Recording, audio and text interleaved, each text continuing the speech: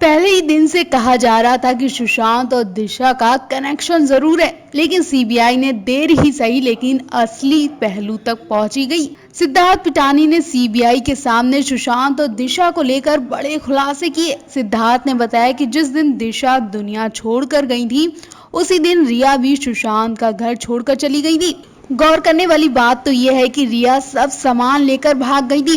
उसी वक्त दिशा के जाने की खबर सुशांत ने सुनी और वो बेहोश हो गए थे। जी हाँ, सिद्धार्थ ने बताया कि दिशा के जाने से सुशांत टेंशन में चले गए थे, क्योंकि रिया उन्हें धमकी भी देकर गई थी कि मैं तुम्हें दिशा केस में फंसा दूंगी। खबर सुनते ही सुशांत बेहोश हो गए थे और जब उन्हें होश आया तो वो अपने लैपटॉप, हार्ड डिस्क और कई चीजें ढूंढने लगे जो रिया पहले ही लेकर चली गई थी।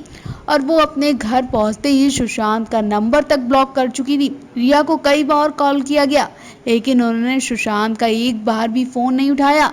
सुशांत बहुत ज्यादा डर गए थे। ये नहीं समझ में आया कि रिया सुशांत को दिशा के किस केस में फंसाने की धमकी दे रही थी। दिशा के जाने से सुशांत को इतना डर लग रहा था कि उन्होंने अपनी सुरक्षा बढ़ाने की प्लानिंग कर ली थी।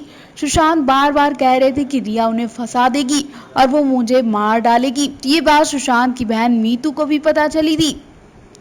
सिद्धार्थ ने बताया था कि सुशांत को डर था कि रिया सब कुछ खत्म कर देगी। सुशांत सुरक्षा बढ़वाते, कुछ भी काम करते, लेकिन अपनी जान नहीं देते। सिद्धार्थ 3 महीने बाद इतना सब उगल पाए हैं। अब रिया पूरी तरह से फंसती नजर आ रही है। वो ड्रग केस में ही नहीं बल्कि सुशांत केस में भी अब लंबी जेल काट सकती हैं। मेरा न्यूज़ रिपोर्ट।